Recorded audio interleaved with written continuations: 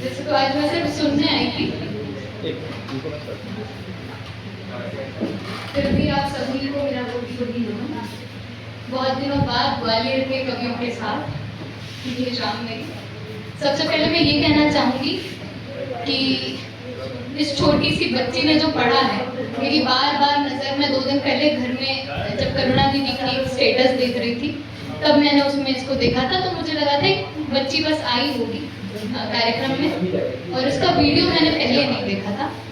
मैंने आज पहली बार इतनी छोटी इतनी प्यारी बच्ची को ऐसे पढ़ते देखा, और यकीन मानिए जिस दिन हमारे भारत देश की माएँ ऐसी हो जाएंगी जो अपने बच्चों को ये सीख देंगी, उस दिन हमारे भारत देश को विश्व गुरु बनने से कोई नहीं रोक पाएगा।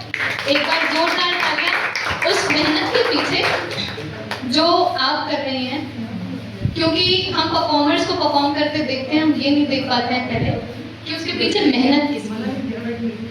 मैं आज लिखती हूँ महिलाओं पर, बेटियों पर, तो मेरी महिलाओं की पंक्तियाँ, मेरी बेटियों पर पंक्तियाँ सब सुनते हैं, पर किसी को ये नहीं पता कि वो आई कहाँ से। तो जो रसोई में बैठकर खाना बनाते हुए मेरी माँ ने मुझे झांसी की रानी की कविताएं सुनाई, रानी पद्मिनी के चरित्र का वर्णन किया मेरे सामने, तो उसी चीज को लेकर हम आगे बढ़ रहे हैं। तो एक बार पुनः जोरदार तालियां, और जोरदार तालियां ऐसे नहीं होती, एक बार जोरदार तालियां बजाएं। तो परिचय की पंक्तियां पढ़ती हूँ। इश्क प्रेम की बात नहीं लिख पाऊंगी, इश्क प्रेम की बात नहीं लिख पाऊंगी, लिखूंगी जीवन प्रीत नहीं लिख पाऊंगी, महिलाओं पर लिखूंगी चीखूंगी महिलाओं पर लिखूंगी चीखूंगी मैं दरबारी गीत नहीं लिख पाऊंगी, मैं दरबारी गीत नहीं लिख पाऊंगी। और आजकल बेटियां इश्क मोहब्बत पर लिख रही हैं, अच्छी बात है, पर पुनः उन्हीं से एक सवाल है कि कब तक रोने वाली हो ये बतला दो, कब तक हम ये बिरे बिरे बिरे की बेदनाएं गाते रहेंगे, कब तक रोने वाली हो ये बतला दो, क्या कुछ सहने वाली हो ये बतला दो, अरे बहुत हुआ हाथों में अब हथियार धरो, बहुत हुआ हाथों में अब हथियार धरो, रण में कब उतरोगी तुम ये बतला दो, रण में कब उतरोगी तुम ये बतला दो। और हाँ, झांसी की रानी है, हाँ झांसी की रानी है, वो कमजोर में पड़ सकती है, ये जो बता रहे हैं आजकल महिलाएं कमजोर हो रही हैं, तो हाँ झांसी की रानी है, वो कमजोर में पड़ सकती है, ऐसी छोटी मोटी बातों से कैसे बहन भिगो सकती हैं। और विघ्न जितने आएंगे उतनी ही ताकत बढ़ चलेगी, विघ्न जितने आएंगे उतनी ही ताकत बढ़ चलेगी।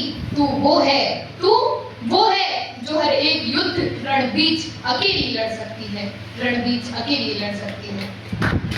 और अंतिम पंक्तियां पढ़कर अपने शब्दों को विराम देती हूँ कि फौलादी महिला है उसको रोली कुमकुम मत समझो, फौलादी महिला है उसको रोली कुमकुम मत समझो, अच्छी लगती है चरणों में शरणागत तुम मत समझो, क्योंकि वो झुक रही है तो आपका सम्मान कर रही है, डर नहीं रही है। फौलादी महिला है उसको रोली कुमकुम मत समझो, अच्छी लगती है कदमों में शरणागत तुम मत समझो। और समझ रहे हो अभी भी बातों से सबकी डर जाएगी, समझ रहे हो अभी भी बातों से सबकी डर जाएगी। अरे दुर्गा है वो चामुंडा भी, उसे गुजरिया मत समझो, उसे गुजरिया मत समझो। और मुझे याद आ रहा है एक पंक्ति अभी मैंने चूड़ियों पर लिखी है, मुझे याद भी नहीं है किससे अभी आते आते लिखी है, तो वो मैं आपके बीच पहली पंक्ति पहले मंच पर यहाँ पर पढ़ रही हूँ। तो हाथ में जो है सदियों खनकती रही, हाथ में जो है सदियों खनकती रही, वो है भालाओ बर्छी से कम भी नहीं, वो है भालाओ बर्छी से कम भी नहीं, खनखनाहट से ताकत को मत आकिए, खनखनाहट से ताकत को मत राखिए। चूड़ियां शस्त्र हैं बस सजावट नहीं, चूड़ियां शस्त्र हैं बस सजावट नहीं। और कोई भी नेता कुछ गलत करे या फिर कोई भी पुरुष कुछ गलत करे तो उसे कहते हैं कि ले जाओ इसे चूड़ी पहना दो।